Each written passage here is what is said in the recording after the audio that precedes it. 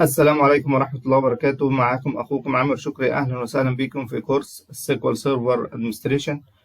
إن شاء الله النهاردة في السيشن ده هنتكلم على الانستوليشن للسيكوال سيرفر. وطبعا الانستوليشن للسيكوال سيرفر فيه أكتر من طريقة ممكن نعمل انستوليشن للسيكوال سيرفر بيها، زي طبعا استخدام الكوماند لاين، زي استخدام مثلا باور شيل، زي استخدام مثلا حاجة اسمها سيس بريب ويز ادفانسد انستوليشن يوزنج الكونفيجريشن فايل، او عن طريق الانستليشن سنتر اللي احنا اتكلمنا عليه في السيشن اللي فات. ودي الطريقه اللي ان شاء الله هنشوفها او هنتبعها خلال السيشن ده، ونشوف ازاي بنعمل انستليشن للسيكوال سيرفر. ليه؟ لانها ببساطه كده يعتبر هي ابسط واكثر شيوعا من الطرق، يعني الابسط والاكثر شيوعا في الانستليشن للسيكوال سيرفر. تمام. فيلا بينا نبدأ الكورس ونشوف ازاي نعمل انستليشن للسيكوال سيرفر عن طريق الانستليشن سنتر. اول حاجة هندوس على السيت اب عادي علشان نفتح الانستليشن سنتر. تمام. فتح معانا الانستليشن سنتر. هنبدأ ناخد هندوس على التاب الخاصة بالانستليشن، وهنختار اول حاجة اللي هي نيو SQL Server standalone installation or add features to an existing installation. هندوس عليها وتفتح معانا الويندو دي زي بريبريشن كده للويندو اللي هتيجي ان شاء الله. اول خطوه اللي هي جلوبال رولز، او بمعنى اصح سيستم كونفيجريشن تشيكر اللي اتكلمنا عليها في السيشن اللي فات، وقلنا ان وظيفتها ان هي تفحص اي حاجه ممكن تاثر على عمليه الانستليشن. فانت من خلالها بتطمن ان الانستليشن ان شاء الله هيبقى ما فيهوش مشاكل. وده طبعا ان انت بتشوف السي ديتيلز هنا، مثلا تشوف الديتيلز الموجوده كله كده يعتبر باظ، مش فيه اي مشكله. تمام. بعد كده هنخش على حاجه اسمها مايكروسوفت ابديت، دي الخطوه الثانيه. ومايكروسوفت ابديت احنا مش هنعمل ابديت، خليها زي ما هي كده وندوس نيكست عادي. وبعد كده انستول سيت اب فايلز هنعديها برضو. هو بس بيشوف لو في ابديتس احنا عملناه او كده، فبدل احنا ما عملناش اي حاجه من الحاجات ديت هيدخلنا على الستيب الثانيه اللي هي الانستول رولز. الانستول رولز ديت كل الفئه بتتاكد ان كل حاجه تمام قبل عمليه السيت اب، وعاده هتلاقي كل حاجه باظت زي ما احنا شايفين كده ما عدا الويندوز فاير وول. هيجيب لي ان هو وورنينج، كل اللي هي بتقول ان هي ده تنبيه ان الفاير وول او الويندوز فاير وول شغال. تمام. بعد كده نيكست. هنا بقى بيقول لي انت عاوز تعمل انستليشن للسيكوال سيرفر 2022 ولا اد فيتشر على انستنس موجود قبل كده. ده معناه ان الجهاز متسطب عليه نسخه قبل كده. تمام. عليه انستنس موجوده قبل كده، هو يعتبر اسمها مايكروسوفت سيكوال سيرفر اللي هي موجوده ديت، والانستنس اي دي بتاعها والفيتشرز الموجوده فيها كذا، والاديشن بتاعها ديفلوبر، وفي شيرد كومبوننت او شيرد فيتشرز موجوده اللي هي الانستول اللي هم دول. هل انت عاوز تعمل انستوليشن جديد مثلا هتحط انستنس جديد ولا هتاد فيتشر؟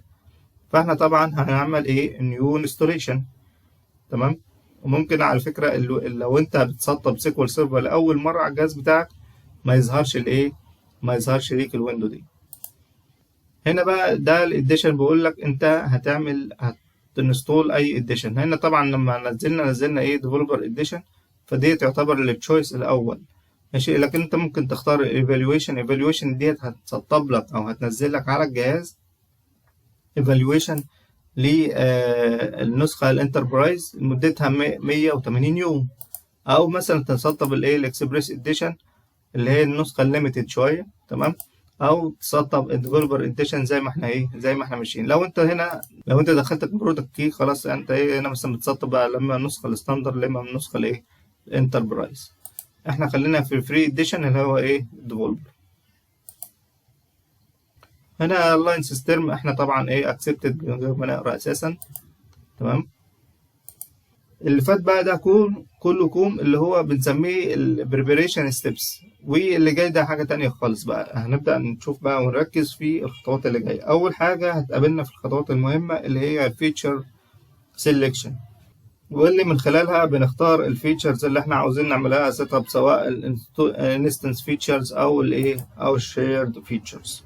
طبعا احنا اتكلمنا عليهم في سيشن فات قبل كده عن الانستنس وفيتشر، عن الانستنس فيتشر والشيرد فيتشرز بالتفصيل. ممكن نرجع ليهم ونبص ونعرف كل فيتشر من الفيتشرز ديت بتعمل ايه. هنلاقي كده في الجنب او في الصفحه ديت الفيتشر ديسكريبشن لكل فيتشر. هندوس عليها كده، ده الفيتشر ديسكريبشن الخاص داتابيز انجن سيرفيس. ده الفيتشر ديسكريبشن للسيكوال سيرفر ريبليكيشن. لو اخترنا كده هيجيب لي بقى بعد كده البريكويزيت لكل فيتشر انا بختارها. تمام.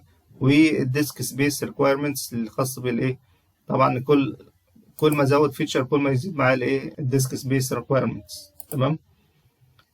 بعد كده هنيجي في الاخر كده هنلاقي في حاجه خاصه بالباص بتاع الروت دايركتوري او الشيرد فيتشر دايركتوري. طبعا ده هنلاقيه ده ثابت في المكان بتاعه اللي هو ده سيكوال سيرفر في البروجرام فايلز في السيكوال سيرفر. والاجزاء الخاصه بالشيرد فيتشرز تمام اللي هي اللي هي نوعها 32 هنلاقيها موجوده في نفس الباص ده. تمام. طبعا هنا عامل لي عليها ان هم انيبلد ليه او ما اقدرش اغيرهم، لان هو في طبعا نسخه اتسطبت قبل كده واختارت الباص ده، فانا ما بقدرش اغير الباص الخاص بالشيرد فيتشرز خلاص. تمام. لكن انا ممكن اغير الانستنس بتاعي اللي انا هسطبها دي، ممكن اغير المكان بتاعها عادي جدا. تمام. لكن الشيرد فيتشر خلاص خدت مكان معين، وزي ما قلنا الشيرد فيتشر ديت شيرد على كل الانستنس اللي انت بتسطبها على الجهاز عندك. تمام. طيب قبل بقى ما نطلع من الصفحة دي نشوف تقسيمة الفولدرز جوه الباص اللي احنا بنحدده ده. طبعا هنا الروت دايركتوري فين؟ الروت دايركتوري في سي بروجرام فايلز في مايكروسوفت سيكوال سيرفر. تمام. فاحنا هنيجي كده على نفس الباص ده كده ونشوف الانستنس اللي فاتت احنا موجودة ازاي على الجهاز اهو. سي بروجرام فايلز، بعد كده هنختار مايكروسوفت سيكوال سيرفر ونشوف شكل الفولدرز او شكل تقسيمة الحاجات اللي بتتسطب في الفولدر ده عاملة ازاي. اول حاجة هنعرفها واول حاجة هنشوفها ان هو بيتم فصل الداتابيز انجن عن الحاجة الخاصة بالاس اس ار اس اللي هو سيكوال سيرفر ريبورتنج سيرفيس عن الفولدر الخاص سيكوال سيرفر اناليسيس سيرفيس. تمام. ده لو انا مسطبهم، يعني هنا مثلا لو داتابيز انجن بيحطها في فولدر بنفس الباص ده اللي هو MS سيكوال مثلا 15، ده نوع الفيرجن مثلا لو هو مثلا 2019 15 2000 اللي هو 2022 هنلاقيه 16. هنا مثلا الداتابيز انجن الخاص بالانستنس المتسطبه MS سيكوال 16 دوت MS سيكوال سيرفر. ده MS سيكوال سيرفر ده اللي هو اسم الانستنس، يعني انا لو حطيت نيمد انستنس او حطيت انستنس ثانيه هيبقى MS سيكوال 16 دوت اسم الانستنس الجديد. تمام. طيب ال SSAS هنلاقيها في فولدر MSAS 16 برضو دوت MS سيكوال سيرفر او اسم او اسم الانستنس. يبقى ده يعتبر اللي هو خاص بالحاجات الخاصه SSAS. طب SSRS هنلاقي برضو نفس الكلام، هنلاقي اسم الفولدر عشان طبعا مش مسطبه هنا، هتلاقي اسم الفولدر MSRS 16 دوت اسم الانستنس MSRS 16 دوت اسم الانستنس. تمام. طيب لو فتحنا الفولدر كده بتاع database engine هنلاقي فيه فولدر اسمه MS سيكوال. هندوس عليه كده وهنعرف شويه حاجات كده عن الفولدرز الموجوده فيه. اول حاجه هنلاقي فولدر خاص البن فولدر، وده بيحتوي على ابلكيشن فايلز والابلكيشن اكستنشن والاكس ام ال كونفيجريشن المربوطه بالانستنس بتاعي. تمام. هنلاقي فيه فولدر مثلا خاص بالباك اب. الباك اب ده يعتبر ديفولت لوكيشن، طبعا الفولدر ده ديفولت لوكيشن لملفات الباك اب اللي هناخدها للداتابيز بتاعتنا او اليوزر داتابيز. وفي عندي هنا برضو في فولدر تاني اسمه اللوج، واللوج ده بيحتوي على الايرور لوج مثلا او الديفولت اكستندد ايفنت هيلث تريس. تمام. طبعا في حاجات داتا مثلا فولدر زي داتا ده هيبقى فيه موجود كل الملفات الخاصة بالايه الداتابيز بتاعتي، او الديفولت لوكيشن برضو الملفات الايه الداتا بتاعتي، بالاضافة الى الايه اللوج فايل الخاص بكل داتابيز مثلا زي ما احنا شايفين كده. تمام، ده يعتبر الايه الديفولت لوكيشن. تمام كده شفنا المحتويات بتاعت الايه الفولدر اللي هيكون اللي هو ايه الباص بتاع الروت انستنس روت بتاعي. تمام، نرجع للصفحه بتاعتنا كده ونختار الحاجات اللي هنمشي بيها. اول حاجه هنختارها اللي هو ايه داتابيز انجن سيرفيسز وسيكوال سيرفر ريبليكيشن. تمام، وهنكمل الحاجات اللي بقى احنا مش محتاجينها. الصفحه اللي بعد كده خاصه بالانستنس كونفيجريشن. تمام، ودي من خلالها بنختار الايه الانستنس بقى بتاعنا سواء ديفولت انستنس او نيمد انستنس. تمام، ببساطه طبعا احنا سطبنا كان في نسخه قبل كده اللي هي النسخه دي يعتبر ديت الايه الديفولت انستنس بتاخد نفس الاسم ده اللي هو ام اس سيكوال سيرفر اللي هو الديفولت ديفولت انستنس. فاحنا كده يعتبر الموجود على الجهاز دلوقتي نسخه ديفولت انستنس. طب ايه الفرق اصلا بين الاثنين سواء الديفولت انستنس او النيمد انستنس؟ ببساطه كده السيرفر ممكن يحتوي على ديفولت انستنس واحده. يعني ايه ممكن؟ يعني انت ممكن اصلا ما تسطبش على السيرفر بتاعك نسخه ديفولت. تمام، من الاساس يعني. والنسخه الديفولت بتاخد نفس الاسم الخاص بالسيرفر. اما النيمد انستنس انت ممكن تسطب زي ما انت عاوز نيمد انستنس على الجهاز وتديها الاسم اللي انت عاوزه عادي خالص. والليميتيشن بتاع النيمد انستنس يعني عدد الانستنس اللي ممكن تسطبها 50 انستنس من النيمد انستنس. تمام، انت معاك لحد 50 انستنس على السيرفر الواحد. تمام، هتسطبها من نوع الستاند الون. لكن لو هتسطبها من نوع الفيل اوفر كلاستر هتسطب 25 او الليميت بتاعك 25. تمام، ده بالنسبه النيمد انستنس والديفولت انستنس. تمام، الحاجة التانية طبعا اللي احنا هنشوفها في الصفحة دي اللي هو انستنس اي دي، ويفضل ان هو يكون نفس اسم الانستنس اللي انت هتحطه. تمام، علشان ده يعتبر بيعمل ايدنتيفاي كده الريجستر كي بتاعه. الحاجة الأخيرة اللي في الصفحة هنا بيقول لي مثلا السيكوال سيرفر دايركتوري المكان بتاعي فين، زي ما احنا شايفين كده اللي هو الخاص بالانستنس او الخاص داتابيز انجن اهو. تمام، هنلاقي في هنا بقول لي الانستولد انستنس السيكوال سيرفر زي ما شفنا والانستنس اي دي بتاعها كذا والفيتشرز الموجوده فيها كذا. تمام، ونوعها او الاديشن بتاعها ديفلوبر والفيرجن بتاع النسخه دي كام. وطبعا بيضيف لي هنا الشيرد فيتشرز اللي متسطبه عندي او موجوده على الجهاز. تمام، فانا اختار هنا طبعا نيمد انستنس وهكتب لها اسم معبر عشان يعني اعرف بعد كده الانستنس دي خاصه بايه مثلا، وليكن مثلا اتش ار مثلا. ماشي، واغير برضو الاي دي لنفس الاسم وبعدين اعمل نيكست. الصفحه اللي بعد كده خاصه بالسيرفر كونفيجريشن وهنلاقي فيها تو تابس. الاولى خاصه بالسيرفيس اكونتس. تمام، والسيرفيس دي بتكون حسب الفيتشرز اللي احنا سطبناها واللي احنا اخترناها. تمام، وهي عموما مثلا يعني سيرفيس كتير مثلا زي مثلا سيكوال سيرفر براوزر، زي فول تكست سيرش، زي سيكوال رايتر. دي كلهم هنتعرف عليهم خلال الكورس بتاعنا ان شاء الله. والسيرفيس ديت ليها ستارت اب سيرفيس اكونت. والسيكوال سيرفر طبعا بيدعم عدد كبير من الاكونتس زي مثلا دومين يوزر اكونتس. وده يوزر يعتبر بيستخدم لما تكون السيرفيس دي هتتعامل مع النتوركس مثلا او هتعمل اكسس للدومين ريسورسز مثلا زي مثلا الفايل شيرنج او حاجات زي كده. النوع الثاني من السيرفيس اكونت اللوكال يوزر اكونتس، وده يوزر لا هو جزء من دومين ولا ليه صلاحيات على ويندوز ادمنستريشن مثلا. والنوع الثالث من السيرفيس اكونت هو المانجد سيرفيس اكونت او بنسميه MSA، وده عباره عن نوع من انواع الدومين اكونتس برضو بيتم انشاؤه وادارته من خلال الدومين كنترولر. بس مش وظيفته ان هو بس يعمل ساين للكمبيوتر ولا حاجه زي كده، ولكن وظيفته ان هو يعمل ران للسيرفيس.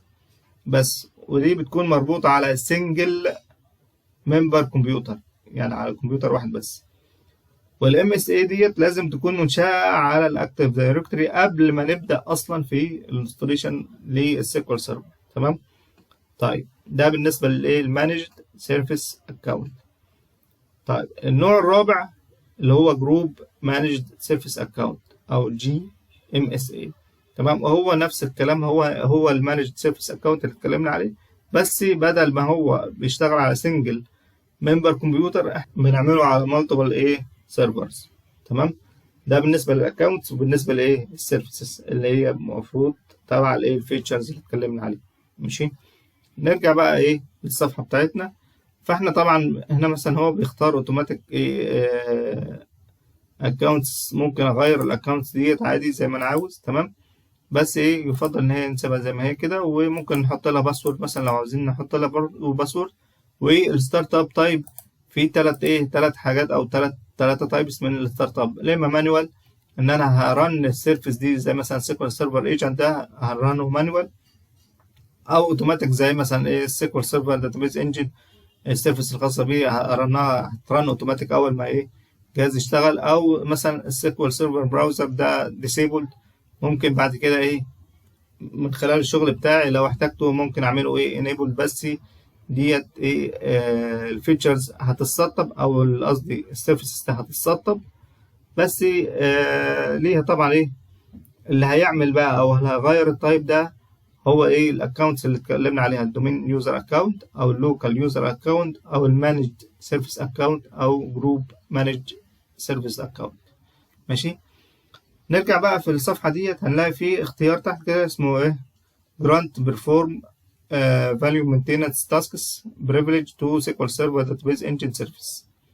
تمام.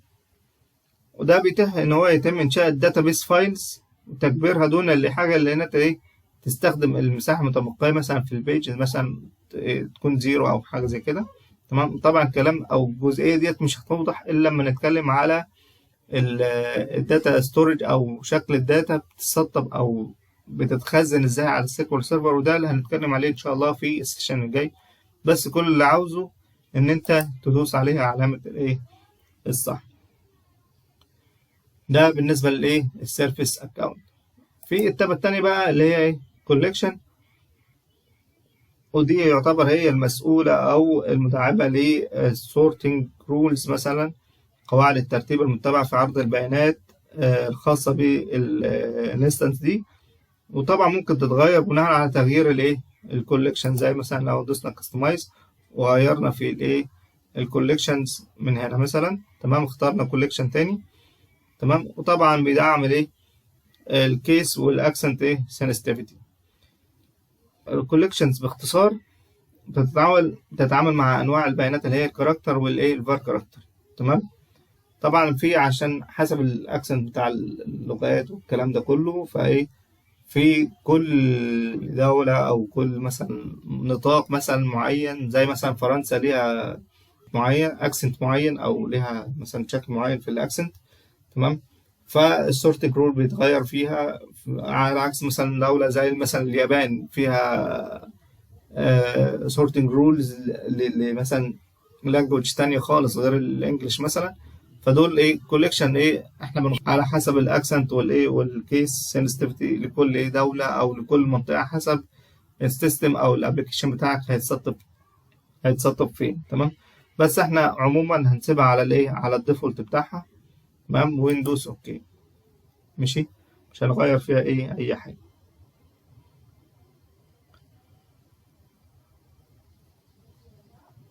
بعد كده هندوس ايه نيكست عشان نخش على الايه الصفحه اللي بعد كده، ودي خاصه بالداتابيز انجن كونفيجريشن، وهنلاقي فيها 6 تابس زي ما احنا شايفين كده. الاول ده هيكون خاص بتحديد الاوثنتيكيشن مود، ماشي للسيرفر بتاعي. تمام. وتحديد الايه السيكوال سيرفر ادمنستريتور. التابه الثانيه هتكون خاصه بتحديد الايه الباص بتاع الايه الروت دايركتوري والباص الخاص باليوزر داتابيز واليوزر داتابيز لوج والباك اب. التاب الثالثه هتكون خاصه بالكونفجريشن الخاص بالتيم دي بي.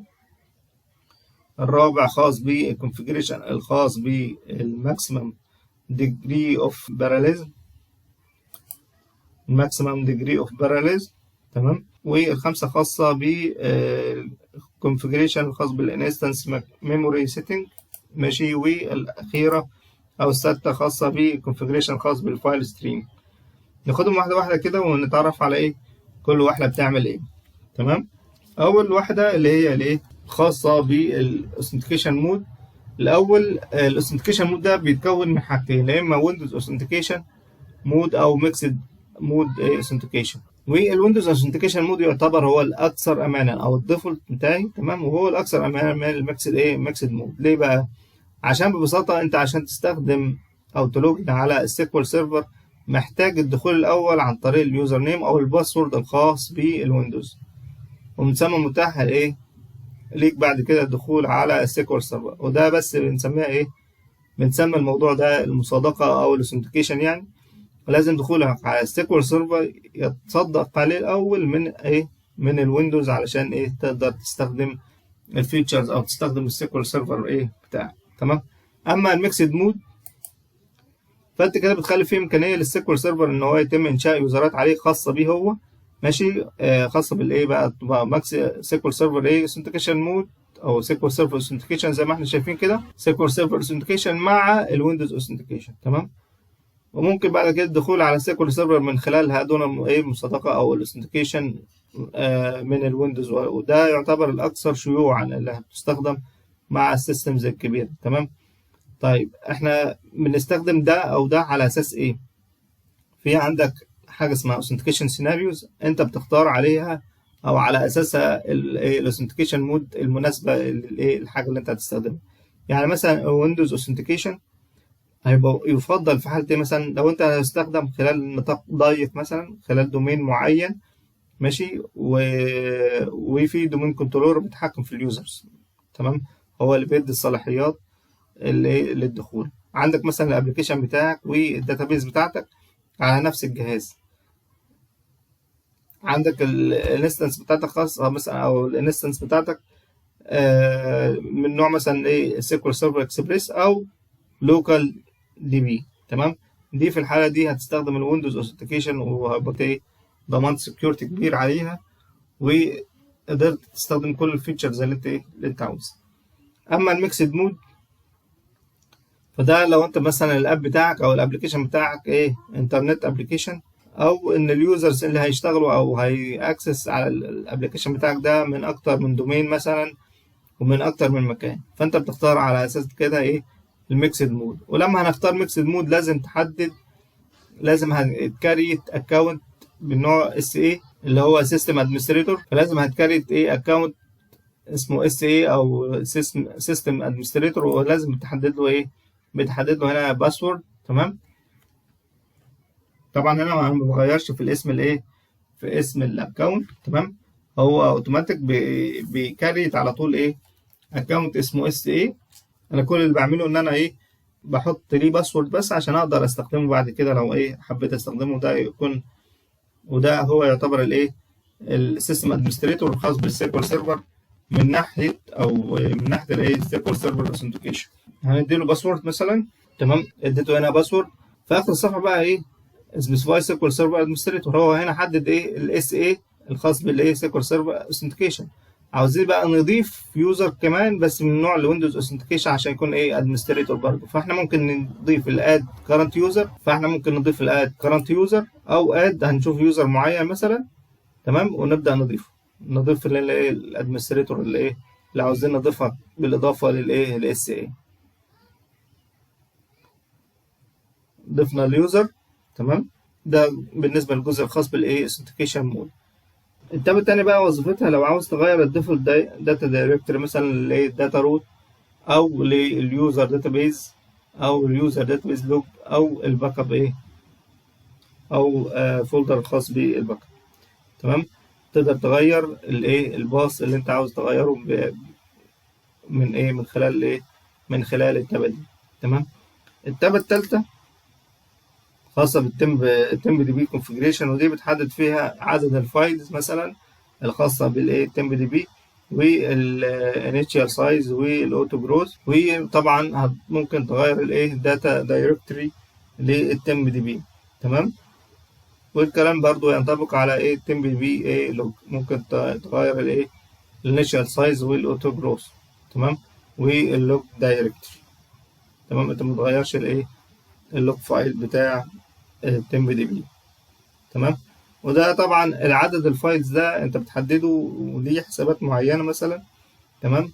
لانه بيأثر في حاجه اسمها جام او جلوبال الوكيشن ماب، او الاسم جام اللي هو الشيرد جلوبال الوكيشن ماب. وديت هنعرفها اكتر، وهنعرف الجام والاس جام والكلام ده كله في السيشن الجاي لما نتكلم على الايه داتا ستورج. تمام. التاب الرابعه خاصه بالكونفجريشن الخاص بالايه degree of ايه parallelism. وده بيحدد كل يعني مختصر كده، ده بيحدد لك اقصى عدد من السي بي يو كورز اللي انت عاوز تستخدمها اثناء ايه لما تيجي تران كويري معينه او سنجل كويري يعني. والافضل ان احنا نسيبها على الايه على الديفولت. تمام. التابة الخامسه الخاصه بالكونفجريشن الخاص بايه ميموري. تمام. وبرضه ايه هنسيبها ايه زي ما هي كده، لو بس كل اللي فيها ان انت ممكن تغير الماكسيمم والميني ايه والمينيمم اللي انت ايه ممكن تستخدمه. تمام. التابة الأخيرة دي بقى خاصة بالإيه لو أنت هتحفظ بقى على السيكوال سيرفر بتاعك الداتا، داتا من نوع unstructured داتا، يعني زي مثلا فايلات مثلا زي صور زي مش زي حاجة زي كده، يعني حاجات مختلفة وحاجات أنواع مختلفة، مثلا الفايلز أنواع مختلفة من الصور والكلام ده كله.